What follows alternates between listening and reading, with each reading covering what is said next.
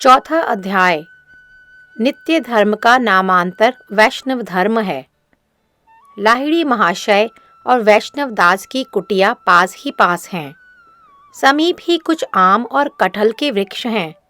चारों ओर छोटे छोटे सुपारी के वृक्ष शोभा पा रहे हैं। आंगन में एक बहुत बड़ा गोल चबूतरा है। जिस समय श्री प्रद्युम्न ब्रह्मचारी उस कुंज में रहते थे, यह चबूतरा उसी समय का है। बहुत दिनों से वैष्णव लोग उसे सुरभि चबूतरा कहते हैं। उसकी परिक्रमा करते हैं तथा उसे श्रद्धा से प्रणाम भी करते हैं। संध्या हो गई है। वैष्णवदास अपनी कुटी में पत्तों के आसन पर बैठे हरिनाम जप रहे हैं। कृष्ण पक्ष है, इससे धीरे धीरे रात अधिक अंधेरी हो रही है। लाहिड़ी महाशय की कुटी में एक टिमटिमाता हुआ दीपक जल रहा है। अकस्मात उनके दरवाजे के निकट ही एक सर्प जैसा दिखाई पड़ा। लाहिड़ी महाशय ने उसी समय एक लाठी लेकर उस सर्प को मारने के लिए दीपक को तेज कर दिया, किंतु दीपक लेकर बाहर आते आते सर्प गायब हो गया।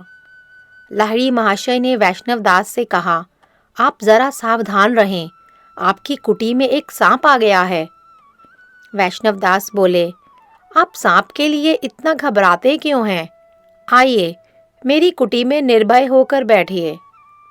लाहिड़ी महाशय उनकी कुटी में प्रवेश कर पत्रासन पर बैठ गए, किंतु उनका मन अभी भी बहुत ही चंचल था।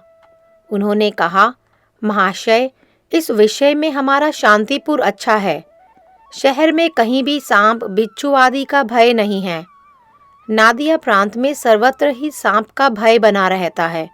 खासकर गोद्रुम जैसे वन भागों में लोगों का रहना बड़ा भयप्रद है। वैष्णवदास बाबाजी ने समझाया, इन विषयों में चित्त को चंचल करना उचित नहीं। आपने श्रीमद् भागवत में महाराज परीक्षित की कथा अवश्य ही सुनी होगी। उन्होंने सांप का भय परित्याग कर स्थिर चित्त से श्री शुकदेव के मुख से हरि कथा अमृत का पान करते हुए परम आनंद का लाभ किया था। मनुष्य की चित्त देह में सर्प आघात नहीं कर सकता। केवल भगवत कथा विरह रूपी सर्प ही उस देह के लिए व्याघातजनक है। जड़ शरीर नित्य नहीं है। एक ना एक दिन इसे अवश्य ही परित्याग करना पड़ेगा। जड़ देह के लिए केवल शारीरिक कर्म ही विहित हैं। कृष्ण की इच्छा से जब इस देह का पतन होगा, तब किसी भी चेष्टा से इसकी रक्षा नहीं की जा सकेगी। जब तक शरीर के भंग होने का समय उपस्थित नहीं होता, तब तक सर्प के बगल में सोने से भी वह कुछ नहीं कर सकता। अतएव सांप आदि का भय दूर करने पर ही वैष्णव नाम से परिचय दिया जा सकता है। इन भयों से यदि चित्त चंचल रहा, तो वह श्री हरि के चरण कमलों में कैसे न युक्त होगा। अतएव सर्प का भय और भय के कारण सर्प को मारने की चेष्टा का अवश्यमेव परित्याग कर देना उचित है। लाहिड़ी महाशय ने कुछ श्रद्धा के साथ कहा, आपके साधु वचनों से मेरा हृदय निर्भय हो गया। अब मैं समझ गया कि हृदय को उन्नत करने पर ही परमार्थ लाभ किया जा सकता है। गिरी कंदराओं में बहुत से महात्मा भगवान का भजन करते हैं। वे वहाँ जंगली जीव जंतु का भय नहीं करते, बल्कि असत्संग के भय से ही बस्तियों को छोड़कर वन के प्राणियों के साथ निवास करते हैं। बाबा जी ने कहा, हृदय में भक्ति देवी का आविर्भाव होने से हृदय सहज ही उन्नत हो जाता है। जगत के समस्त जीवों का प्रिय पात्र बना जा सकता है। संत और असंत सभी जीव वैष्णवों से प्रीति करते हैं। अतएव मनुष्य मात्र को वैष्णव होना चाहिए। यह बात सुनते ही लाहिड़ी महाशय ने कहा, आपने नित्य धर्म के प्रति मेरी श्रद्धा उत्पन्न की है। मुझे ऐसे लगता है कि नित्य धर्म के साथ वैष्णव धर्म का कुछ निकटतम संबंध है, किंतु नित्य धर्म और वैष्णव धर्म एक हैं, इसे मैं अब भी समझ नहीं पाया हूँ। वैष्णवदास बाबाजी कहने लगे, जगत में वैष्णव धर्म के नाम से दो पृथक पृथक धर्म चलते हैं। पहला शुद्ध वैष्णव धर्म और दूसरा विद्ध वैष्णव धर्म। शुद्ध वैष्णव धर्म तत्वतः एक होने पर भी रस की दृष्टि से इसके 4 भेद हैं। दास्यगत वैष्णव धर्म, सख्यगत वैष्णव धर्म, वात्सल्यगत वैष्णव धर्म और मधुरगत वैष्णव धर्म। वास्तव में शुद्ध वैष्णव धर्म एक और अद्वितीय है तथा इसका नाम नित्य धर्म या पर धर्म है। यद विज्ञाते सर्वमिदं विज्ञातम भवति, मुंडकोपनिषद 1/3। यह श्रुतिवाणी शुद्ध वैष्णव धर्म को ही लक्ष्य करती है। इसका विस्तृत विवरण आप क्रमशः जानेंगे। विद वैष्णव धर्म 2 प्रकार का होता है, कर्मविद वैष्णव धर्म और ज्ञानविद वैष्णव धर्म। स्मार्त मत में वैष्णव धर्म की जितनी पद्धतियां हैं वे सभी कर्मविद वैष्णव धर्म हैं।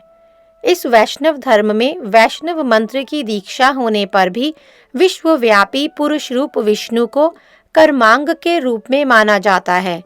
इस मत से विष्णु समस्त देवताओं के नियंता होने पर भी स्वयं कर्मांग और कर्म के अधीन हैं। कर्म विष्णु की इच्छा के अधीन नहीं, बल्कि विष्णु ही कर्म की इच्छा के अधीन हैं। इस मत के अनुसार उपासना, भजन और साधन सभी कर्मांक हैं, क्योंकि कर्म की अपेक्षा कोई भी उच्च तत्व नहीं है। जरन मीमांसकों का वैष्णव धर्म इसी प्रकार बहुत दिनों से चला आ रहा है। भारत में इस मत के बहुत से लोग अपने को वैष्णव होने का अहंकार करते हैं। वे शुद्ध वैष्णवों को वैष्णव स्वीकार नहीं करना चाहते। यह उनका दुर्भाग्य है। भारत में ज्ञानविद वैष्णव धर्म का भी खूब प्रचार है। ज्ञानी संप्रदाय के मत से अज्ञेय ब्रह्म तत्व ही सर्वोच्च तत्व है। इनमें निर्विशेष तत्व को प्राप्त करने के लिए साकार सूर्य, गणेश, शक्ति, शिव और विष्णु की उपासना करना आवश्यक होता है। ज्ञान पूर्ण हो जाने पर साकार उपास्य दूर हो जाते हैं तथा अंत में निर्विशेष ब्रह्मत्व लाभ होता है। अनेक लोग इस मत को स्वीकार कर शुद्ध वैष्णवों का अनादर करते हैं। इस पंचोपासना में विष्णु की जो उपासना होती है उसमें दीक्षा, पूजा आदि सभी कुछ विष्णु विषयक होती है। कहीं कहीं पर उनकी उपासना राधा कृष्ण विषयक होने पर भी वह शुद्ध वैष्णव धर्म नहीं है। इस प्रकार विद वैष्णव धर्मों को पृथक कर देने पर जिस शुद्ध वैष्णव धर्म का प्रकाश होता है वही यथार्थ वैष्णव धर्म है। कली के प्रभाव से अधिकांश लोग शुद्ध वैष्णव धर्म को न समझने के कारण विद वैष्णव धर्म को ही वैष्णव धर्म समझते हैं। श्रीमद् भागवत के अनुसार मनुष्य में परमार्थ की प्रवृत्तियां 3 प्रकार की होती हैं, ब्राह्म प्रवृत्ति, परमात्म प्रवृत्ति और भागवत प्रवृत्ति। ब्राह्म प्रवृत्ति द्वारा निर्विशेष ब्रह्म में किसी किसी की ही रुचि होती है। वे लोग जिस उपाय का अवलंबन कर निर्विशेष होने की चेष्टा करते हैं वह पंचोपासना के नाम से विख्यात है। परमात्म प्रवृत्ति द्वारा सूक्ष्म परमात्म स्पर्शी योग तत्वों में भी किसी किसी की ही रुचि होती है। वे लोग जिस उपाय का अवलंबन कर परमात्म समाधि की आशा करते हैं वे क्रियाएं कर्मयोग तथा अष्टांग योग के नाम से विख्यात हैं। इस मत के विष्णु मंत्र, दीक्षा, विष्णु पूजा और ध्यान आदि सभी कर्मांग हैं। इनमें ही कर्म विद वैष्णव धर्म का उदय होता है। भागवत प्रवृत्ति द्वारा शुद्ध सविशेष भगवत स्वरूप के अनुगत भक्ति तत्व में सौभाग्यशाली जीवों की ही रुचि होती है। इन लोगों की भगवत आराधना आदि क्रियाएं कर्म अथवा ज्ञान के अंग नहीं हैं, शुद्ध भक्ति के अंग हैं। इस मत का वैष्णव धर्म ही शुद्ध वैष्णव धर्म है। श्रीमद् भागवत का कथन है, वदन्ति तत्तत्त्वविदस्तत्त्वं यच् ज्ञानम अद्वयम ब्रह्मेति परमात्मेति भगवानिति शब्दयते। श्रीमद् भागवत 1-2-11। अर्थात तत्वविद वास्तव वस्तु को अद्वय ज्ञान कहते हैं। उसी अद्वय ज्ञान तत्व वस्तु को कोई ब्रह्म, कोई परमात्मा और कोई भगवान के नाम से पुकारते हैं। देखिए, ब्रह्म और परमात्मा भेदों वाला भगवत तत्व ही समस्त तत्वों का चरम है। भगवत तत्व ही शुद्ध विष्णु तत्व है। उस तत्व के अनुगत जीव ही शुद्ध जीव हैं और उनकी प्रवृत्ति का नाम ही भक्ति है। हरि भक्ति ही शुद्ध वैष्णव धर्म, नित्य धर्म, जैव धर्म, भागवत धर्म, परमार्थ और परधर्म के नाम से विख्यात है। ब्रह्म प्रवृत्ति और परमात्म प्रवृत्ति से जितने प्रकार के धर्म उत्पन्न हुए हैं वे सभी नैमित्तिक हैं, नित्य नहीं हैं। निर्विशेष ब्रह्मानुसंधान में भी निमित्त है, अतएव वह भी नैमित्तिक है, नित्य नहीं। जड़ विशेष अर्थात जड़ पदार्थों में आबद्ध होकर जो जीव उस बंधन से मुक्त होने के लिए प्रयत्न करते हैं वे जड़ बंधन को निमित्त कर निर्विशेष गति के अनुसंधान रूप नैमित्तिक धर्म का आश्रय ग्रहण करते हैं। अतएव ब्रह्म धर्म नित्य नहीं है। जो जीव समाधि सुख की कामना से परमात्म धर्म का अवलंबन करते हैं वे जड़ीय सूक्ष्म मुक्ति को निमित्त बनाकर नैमित्तिक धर्म का अवलंबन करते हैं। अतएव परमात्म धर्म भी नित्य नहीं है, केवल विशुद्ध भागवत धर्म ही नित्य है।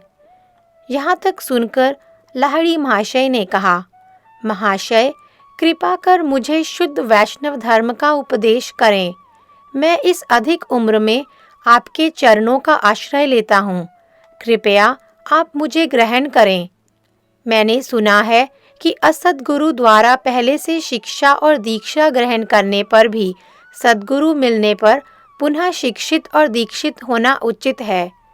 कई दिनों से आपके सदुपदेशों को सुनकर वैष्णव धर्म के प्रति श्रद्धा हो गई है। इस समय कृपा कर पहले वैष्णव धर्म की शिक्षा दें और अंत में दीक्षा देकर मुझे पवित्र करें। बाबा जी ने कुछ व्यस्त होकर कहा, महाशय मैं यथाशक्ति आपको शिक्षा तो दूंगा, किंतु मैं दीक्षा गुरु होने के योग्य नहीं हूँ। जैसा भी हो इस समय आप शुद्ध वैष्णव धर्म की शिक्षा ग्रहण करें। संसार के आदि गुरु श्री कृष्ण चैतन्य महाप्रभु ने बतलाया है कि वैष्णव धर्म में 3 तत्व हैं, संबंध तत्व, अभिदय तत्व और प्रयोजन तत्व। इन तीनों तत्वों को जानकर जो यथायथ आचरण करते हैं वे ही शुद्ध वैष्णव या शुद्ध भक्त हैं। संबंध तत्व के अंतर्गत 3 विषयों का अलग अलग निरूपण किया गया है, जड़ जगत या मायिक तत्व, जीव या अधीन तत्व और भगवान या प्रभु तत्व। भगवान एक और अद्वितीय हैं। वे सर्वशक्ति संपन्न, सर्वाकर्षक, ऐश्वर्य और माधुर्य के एकमात्र निलय तथा जीव शक्ति के आश्रय हैं। माया और जीवों के एकमात्र आश्रय होकर भी वे सुंदर रूप में एक परम स्वतंत्र स्वरूप हैं। उनके अंगों की प्रभा दूर से निर्विशेष ब्रह्म के रूप में प्रतिभासित होती है। उनकी ऐसी शक्ति जीव और जगत की सृष्टि कर अपने अंश से परमात्मा के रूप से जगत में प्रवेश करती है। यही परमात्मा या ईश्वर तत्व है। ऐश्वर्य प्रधान प्रकाश में वे परव्योम में वैकुंठ में नारायण हैं और वही अपने माधुर्य प्रकाश वृंदावन में गोपीजन वल्लभ श्री कृष्ण चंद्र हैं। उनके प्रकाश और विलास नित्य और अनंत हैं। उनके समान कोई या कुछ भी नहीं है। उनसे अधिक अर्थात श्रेष्ठ होने की तो बात ही क्या। उनकी पराशक्ति द्वारा उनके समस्त प्रकाश या विलास प्रकटित होते हैं। पराशक्ति के अनेक विक्रम हैं, जिनमें से जीवों के निकट केवल 3 विक्रम परिचित हैं। पहला चित्त विक्रम, जिसके द्वारा उनकी लीला संबंधी सब कुछ सिद्ध होता है। दूसरे का नाम जीव विक्रम या तटस्थ विक्रम है, जिससे अनंत जीवों का उदय और अवस्थान होता है। और तीसरे का नाम माया विक्रम है, जिसके द्वारा जगत की समस्त मायिक वस्तु, काल और कर्म की सृष्टि हुई है। जीव के साथ भगवान का, भगवान के साथ जीव और जड़ का तथा जड़ के साथ भगवान और जीव का जो संबंध है उसे संबंध तत्व कहते हैं। संबंध तत्व को पूरी तरह से जान लेने पर संबंध ज्ञान होता है। संबंध ज्ञान से रहित व्यक्ति किसी प्रकार भी शुद्ध वैष्णव नहीं हो सकते। लाहिड़ी महाशय ने कहा, मैंने वैष्णवों से सुना है कि वैष्णव केवल भावुक होते हैं, उन्हें ज्ञान की आवश्यकता नहीं होती। यह बात कहाँ तक ठीक है? मैंने अब तक हरिनाम संकीर्तन में भाव को ही संग्रह करने का प्रयत्न किया है, किंतु ज्ञान के लिए तो कोई चेष्टा नहीं की। बाबा जी ने कहा, भाव का उदय होना ही वैष्णवों के लिए परम फल है, किंतु भाव शुद्ध होना चाहिए। जो लोग अभेद ब्रह्मानुसंधान को परम फल जानकर साधन काल में भाव की शिक्षा ग्रहण करते हैं, उनका भाव और उनकी चेष्टा शुद्ध भाव नहीं है, शुद्ध भाव का अनुकरण मात्र है।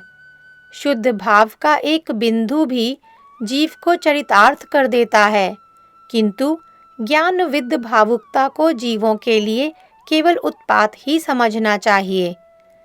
जिनके हृदय में अभेद ब्रह्म भाव है, उनका भक्ति भाव केवल लोक वंचना मात्र है। अतएव शुद्ध भक्तों के लिए संबंध ज्ञान अत्यंत आवश्यक है। लाहिड़ी महाशय ने श्रद्धा के साथ पूछा, ब्रह्म की अपेक्षा भी क्या कोई उच्च तत्व है? भगवान से यदि ब्रह्म की प्रतिष्ठा है, तो ज्ञानी लोग ब्रह्म को छोड़कर भगवान का भजन क्यों नहीं करते? बाबा जी ने कुछ हंसकर उत्तर दिया, ब्रह्मा, सनक आदि चारों कुमार, शुक, नारद और देवदेव महादेव सभी लोगों ने अंत में भगवान के चरणों में ही आश्रय लिया। लाहिड़ी महाशय ने शंका की, भगवान का रूप है, अतएव सीमा विशिष्ट होकर भी वे असीम ब्रह्म के आश्रय कैसे हो सकते हैं? बाबा जी ने उनकी शंका का समाधान करते हुए उत्तर दिया, जड़ जगत में आकाश नामक एक वस्तु है, वह भी असीम है। ऐसी दशा में ब्रह्म के असीम होने से आकाश की अपेक्षा ब्रह्म का अधिक महात्म्य ही क्या रहा? भगवान अपनी अंग कांति रूप शक्ति द्वारा असीम होकर भी एक ही समय युगपत स्वरूपवान भी हैं। ऐसी और किसी वस्तु को देखा है? इसी अद्वितीय स्वभाव के कारण भगवान ब्रह्म तत्व की अपेक्षा कहीं अधिक श्रेष्ठ हैं। उनका स्वरूप परम आकर्षक तो है ही, अपितु उनमें सर्वव्यापित्व, सर्वज्ञत्व, सर्वशक्तित्व, परम दयालुता और परम आनंद भी पूर्ण रूपेण विराजमान है। ऐसा सर्वगुण संपन्न स्वरूप उत्तम है अथवा एक अज्ञात सर्वव्यापी अस्तित्व जिसमें कोई गुण नहीं, कोई शक्ति नहीं? वास्तव में ब्रह्म भगवान का ही एक निर्विशेष भाव मात्र है। भगवान में निर्विशेषत्व और सविशेषत्व दोनों ही सुंदर रूप में एक ही समय अवस्थित हैं। ब्रह्म उनका एक अंश मात्र है। निराकार, निर्विकार, निर्विशेष, अपरिज्ञेय और अपरिमेय आदि भाव अदूरदर्शी व्यक्तियों को प्रिय होता है, किंतु जो सर्वदर्शी हैं वे पूर्ण तत्व के अतिरिक्त और किसी में मन नहीं लगाते। वैष्णव निराकार तत्व के प्रति विशेष श्रद्धा नहीं रखते, क्योंकि वह नित्य धर्म और शुद्ध प्रेम का विरोधी है। परमेश्वर श्री कृष्णचंद्र सविशेष और निर्विशेष दोनों ही तत्वों के आश्रय हैं। वे परमानंद के समुद्र हैं तथा समस्त शुद्ध जीवों के आकर्षक हैं। लाहिड़ी महाशय ने पूछा, श्री कृष्ण का जन्म है, कर्म है और शरीर त्याग है, तब उनकी श्री मूर्ति नित्य कैसे हो सकती है? बाबा जी ने कहा, श्री कृष्ण मूर्ति सच्चिदानंद है, उसमें जड़ संबंधी जन्म, कर्म और देह त्याग नहीं है। लाहिड़ी जी ने कहा, तब महाभारत आदि ग्रंथों में वैसा वर्णन क्यों किया गया है? बाबा जी ने कहा, नित्य तत्व वाणी के अतीत होने के कारण उसका वर्णन नहीं किया जा सकता।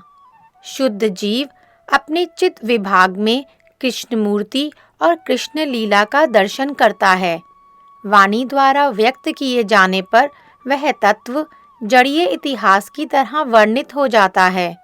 जो लोग महाभारत आदि ग्रंथों का सार ग्रहण करने में समर्थ हैं, वे कृष्ण लीला आदि का जैसा अनुभव करते हैं, जड़ बुद्धि वाले उन्हीं वर्णनों को दूसरी तरह से अनुभव करते हैं। लाहिड़ी जी ने कहा, कृष्ण मूर्ति को ध्यान करने पर हृदय में देश और काल से परिच्छिन्न एक भाव उदित होता है। उसे पाकर श्री मूर्ति का ध्यान कैसे हो सकता है? बाबा जी ने कहा, ध्यान मन का कर्म है। मन जब तक शुद्ध चिन्मय नहीं होता, ध्यान तब तक कभी चिन्मय नहीं हो सकता। भक्ति भावित मन अर्थात भक्ति द्वारा शुद्ध किया हुआ मन क्रमशः चिन्मय हो जाता है। उस मन से जो ध्यान होता है वह अवश्य चिन्मय होता है। भजनानंदी वैष्णव लोग जब कृष्ण नाम लेते हैं, उस समय जड़ जगत उनका स्पर्श नहीं करता है, वे चिन्मय हैं। चिन्मय जगत में रहकर कृष्ण की दैनंदिन लीला का ध्यान करते हैं तथा अंतरंग सेवा सुख भोग करते हैं। लाहिड़ी जी ने कहा, कृपा कर मुझे चिद अनुभव प्रदान करें।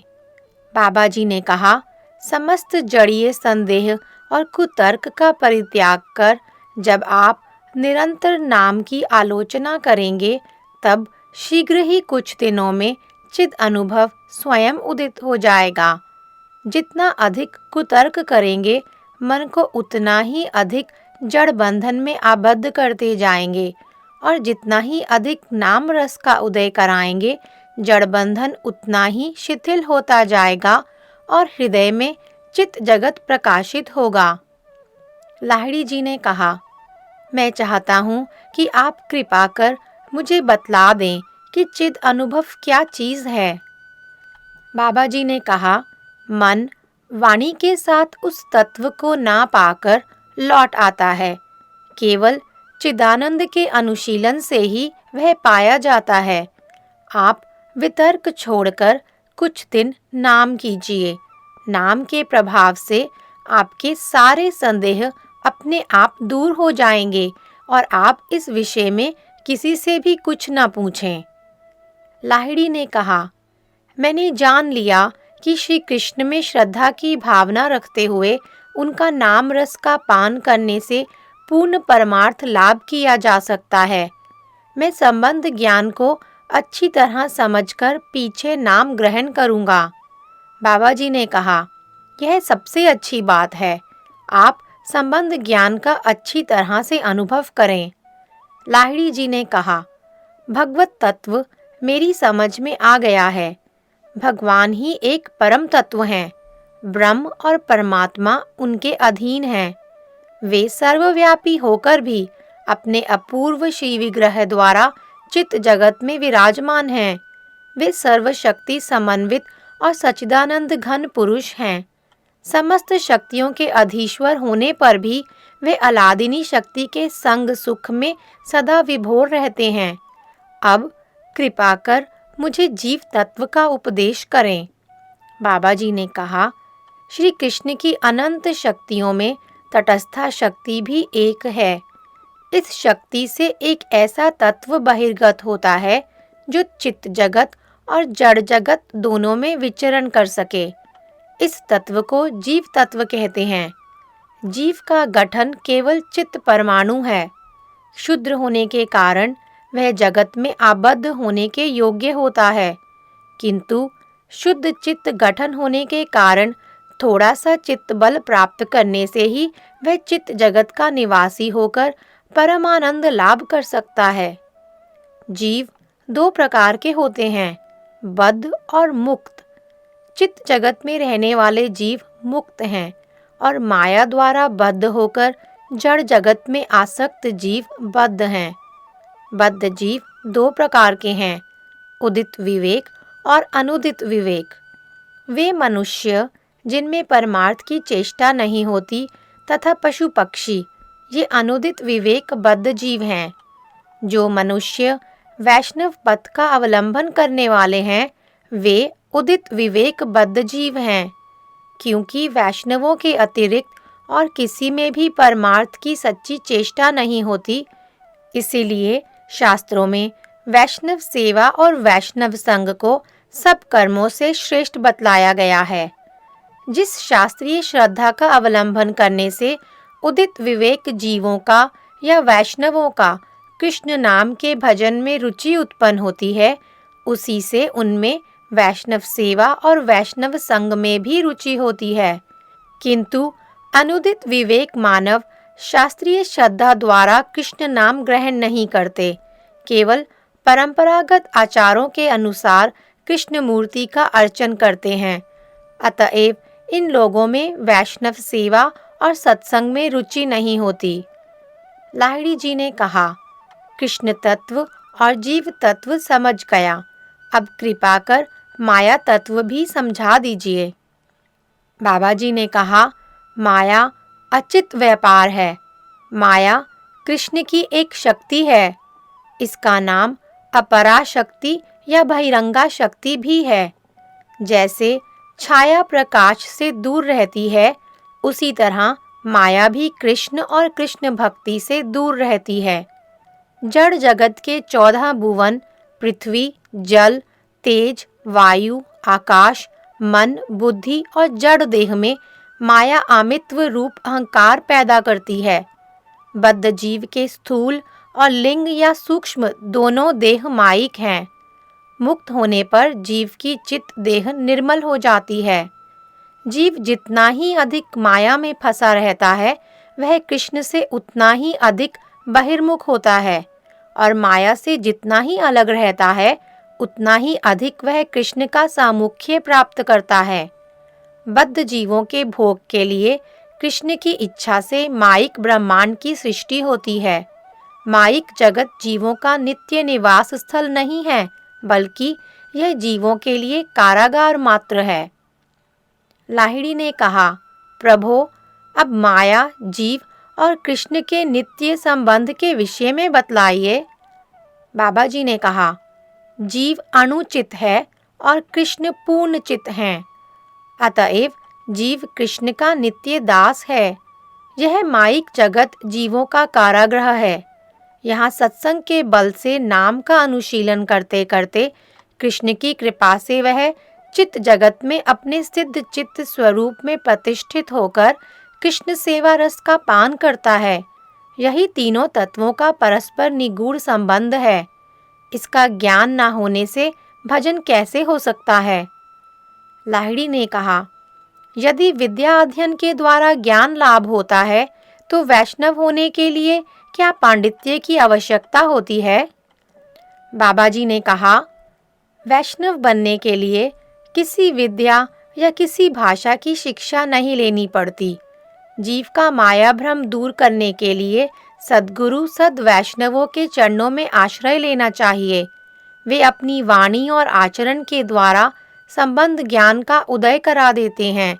इसी का नाम दीक्षा और शिक्षा है। लाहिड़ी ने कहा, दीक्षा और शिक्षा के बाद क्या करना होता है?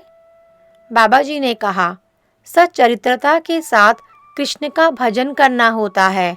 इसी का नाम अभिदय तत्व है।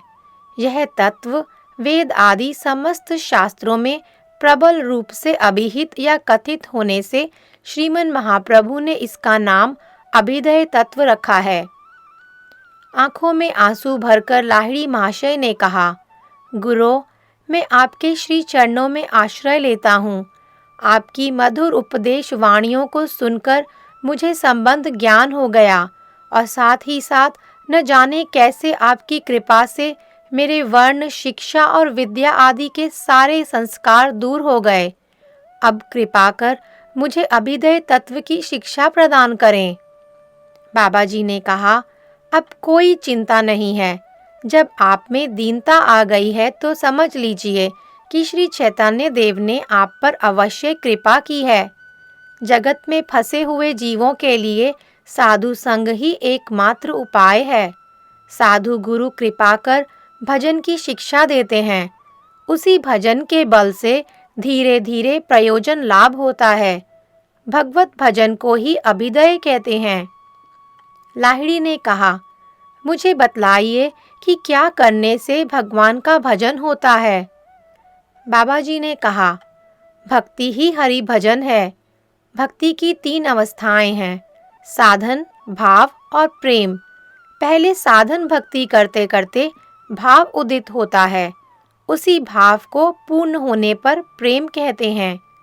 लाहिड़ी जी ने कहा, साधन कितने प्रकार के होते हैं और किस तरह से उनका साधन करना होता है। बाबा जी ने कहा, श्री भक्ति रसामृत सिंधु नामक ग्रंथ में श्री रूप गोस्वामी ने इन विषयों पर विस्तार से लिखा है। मैं संक्षेप में उसे बतलाता हूँ। साधन 9 प्रकार के हैं। श्रवणम कीर्तनम विष्णोः, स्मरणम पाद सेवनम, अर्चनम वंदनम दास्यम, सख्यम आत्मनिवेदनम। श्रीमद् भागवत 7:5-23।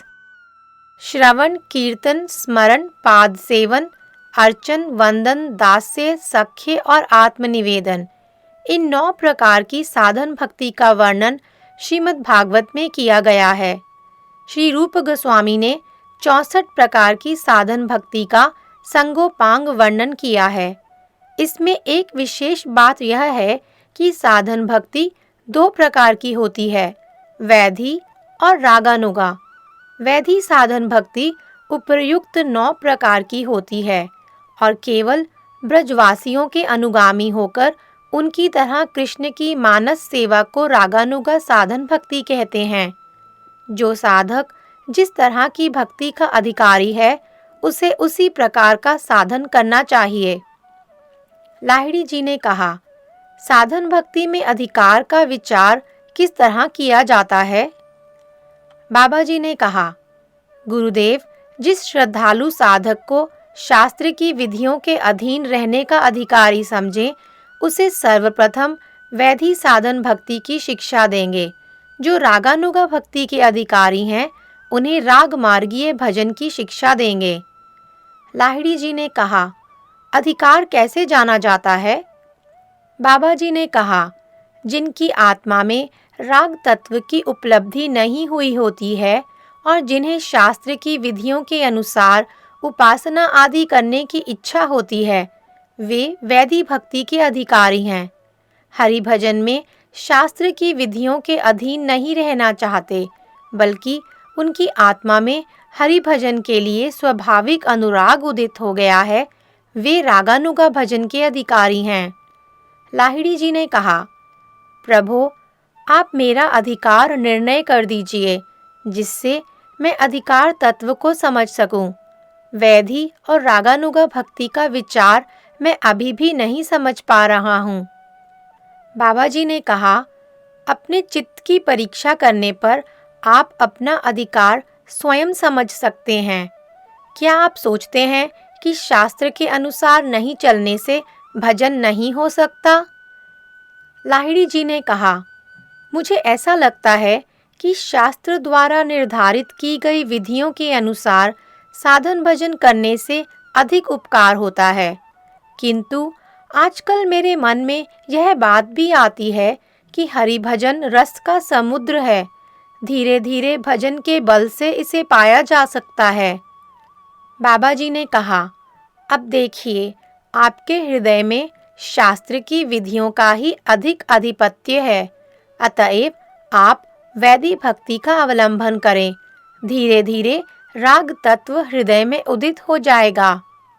यह सुनकर लाहिड़ी महाशय सजल नेत्रों से बाबा जी के चरणों में गिरकर कहने लगे, आप कृपा कर वैधि या रागानुगा भक्ति की शिक्षा जिसमें मेरा अधिकार हो प्रदान करें।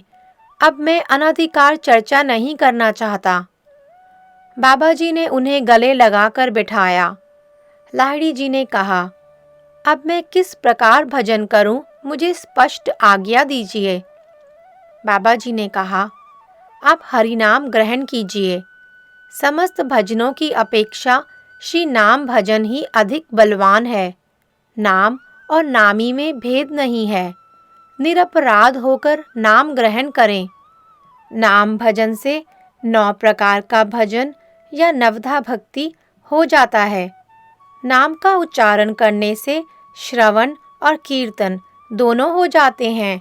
नाम करने के साथ ही साथ भगवान की लीलाओं का स्मरण और मन द्वारा पाद सेवन, अर्चन, वंदन, दास्य, सख्य तथा आत्मनिवेदन सभी हो जाते हैं। लाहिड़ी जी ने कहा, मेरा चित्त व्याकुल हो गया है, प्रभु कृपा करने में देर ना करें। बाबा जी ने कहा, आप निरपराध होकर निरंतर यही नाम लिया करें। हरे कृष्ण कृष्ण कृष्ण हरे हरे, हरे राम राम राम हरे हरे। यह कहते कहते बाबा जी ने लाहिड़ी महाशय के हाथ में एक तुलसी की माला दी। लाहिड़ी महाशय उस माला पर उक्त नाम उच्चारण करते करते रो पड़े और कहने लगे, प्रभो आज मुझे इतना आनंद लाभ हुआ जिसका मैं वर्णन नहीं कर सकता। इतना कहते कहते वे आनंद के मारे अचेतन होकर बाबा जी के पैरों में गिर पड़े। बाबा जी ने उन्हें सावधानी से पकड़ कर रखा। बहुत देर के बाद लाहिड़ी महाशय बोले, आज मैं धन्य हो गया, मैंने कभी भी ऐसा सुख नहीं पाया था। बाबा जी ने कहा, आप धन्य हैं क्योंकि आपने श्रद्धा पूर्वक श्री हरि नाम ग्रहण किया। आपने मुझे भी धन्य कर दिया। उसी दिन से लाहिड़ी महाशय माला लेकर अपनी कुटी में निर्भय होकर नाम करने लगे। इसी प्रकार कुछ दिन बीत गए। लाहिड़ी महाशय अब अपने शरीर में 12 तिलक लगाते हैं। भगवान को निवेदन की हुई वस्तुओं के अतिरिक्त कुछ भी भोजन नहीं करते। प्रतिदिन 2 लाख हरिनाम करते हैं। शुद्ध वैष्णवों को देखते ही दंडवत प्रणाम करते हैं। परमहंस बाबा जी को नित्य दंडवत प्रणाम करने के बाद कोई दूसरा काम करते हैं।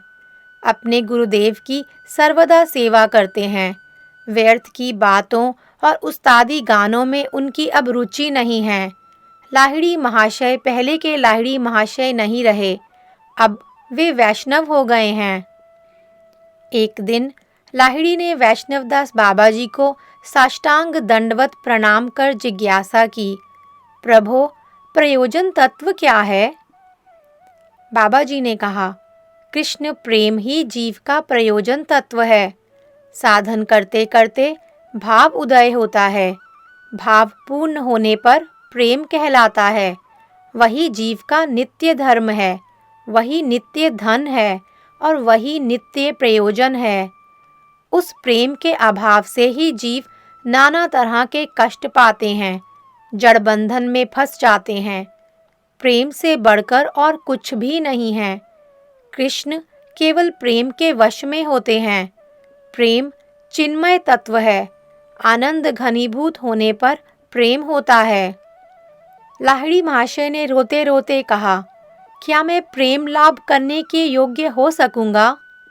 बाबा जी ने लाहिड़ी महाशय को गले लगाकर कहा, थोड़े ही दिनों में आपने साधन भक्ति को भाव भक्ति बना लिया है और कुछ ही दिनों में आप पर कृष्ण अवश्य कृपा करेंगे। यह सुनकर लाहिड़ी महाशय आनंद से गदगद होकर बाबा जी के चरणों में लोटते पोटते कहने लगे, आहा, गुरु के अतिरिक्त और कोई वस्तु नहीं है।